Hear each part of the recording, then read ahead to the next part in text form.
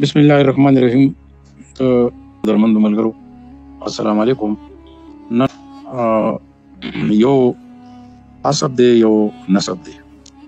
نسب د یو انسان د پلار د نکاح د ور نکاح د ډر نکاح په دغه سلسله کې د هغې د قبیلې چې د امجد ته چې کله د هغې د نسب دغه شجره رسي نو دې ته نسب ویلی شي او یو حسب دی چې په یو قوم کې یو شخصیت د خپل اعلی کارکردګۍ په وجه باندې د بادشاهۍ د نوابۍ د علم د فضل د ولایت د دیندارۍ په حواله سره څه داسې خویونه څه داسې عادتونه او څه داسې صلاحیتونه په هغه کې وي چې د هغه کار د او د هغه شخصیت او د حیثیت د منلو د نمانځلو په سلسله کې د هغه اولاد ته یو خاص نوم ویلی شي. نو که فرض که دا حسب دغه صلاحیت په دیندارۍ پرهیزګارۍ ولایت او په علم سره وي نو په دغې حواله سره د هغې اولاد ته مختلف نومونه ویلی شي، صاحبزادګان، شیخان، میاګان یا نور باچاګان یا نور داسې نومونه. نو ضروري نه ده چې یا دې په پښتنو کې وي یا په نورو قومونو کې وي. میاګان په پښتنو کې د پښتنو په قبیلو کې هم شته او د نورو غیرو پښتنو په قبیلو کې هم شته. زمونږ په پښتونخوا کې زمونږ د پښتنو بیا خاص کر د یوسفزو په سیمه چې مونږ ذکر کوو نو په دې کې اخونخیل راځي چې اخونخیل زیاتر لیکوالانې پوهانې په دوه قسمه تقسیموي چې یو ته افغاني اخونخیل وي یو عثماني اخونخیل دی. لکه افغاني اخونخیلو کې د اخون الیاس بابا او د اخون لاغور چې کوم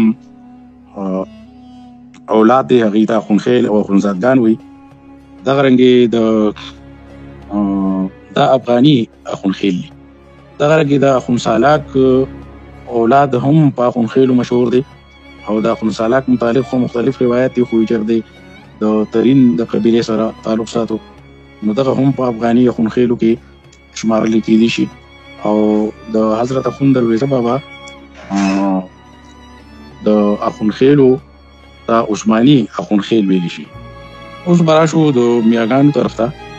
نو په پښتنو کې ډېرې داسې قبیلې شته چې هغه پښتانه دي او په پښتنو کې یا بیاګان دي. لکه مونږ د خټکو مثال هم په دې حواله سره اخیستی شو چې خوشحال خان خټک د خوشحال خان خټک خاندان چې دی دا د خانه د نوابۍ د حکمرانۍ خاندان دی. د یو ورور چې د هغه نوم فقیر جمیل بیگ، اصل کې د خوشحال نوم خوشحال بیگ و. نو دغه شانتې د هغه نوم فقیر جمیل بیگ. نو د خوشحال خان په اولاد کې خانان نوابان دغه سلسله را روانه ده او د فقیر جمیل بیگ اولاد ته فقیر خیل میاګان ویلی شي. حالانکې دا خټک دي او په دې فقیر خیلو میاګانو کې ډېر د اعلی درجې شخصیات تیر شوي هم دي او په موجوده وخت کې هم دي چې محترم میا وکیل شاه فقیر خیل یو ډېر ستر ادیب څېړنکار او د پوهې خاوند دی. دغه رنګې د کاکا خیلو میاګانو خبره هم ده چې کاکا خیل میاګان په اصل کې دی هم خټک دي خو د کاکا صاحب د علم و فضل د ولایت او د هغې د شخصیت د هغې د دیندارۍ په برکت باندې دوی ته هم کاکا خیل میاګان ویلی شي. او یو مثال به زه د خپلو قدرمندو ورونو له بل هم ورکړم او هغه دا دی چې په ادینزو کې بوډاخیل میاګان دي. دا بوډاخیل میاګان د حضرت ملا عبدالرحیم چې په بوډا بابا علیه رحمت باندې مشهور دی د اوچ په ادینزو کې مزار دی او د دې اولاد د ادینزو په 12 لویو وړو کلو کې مشته دي.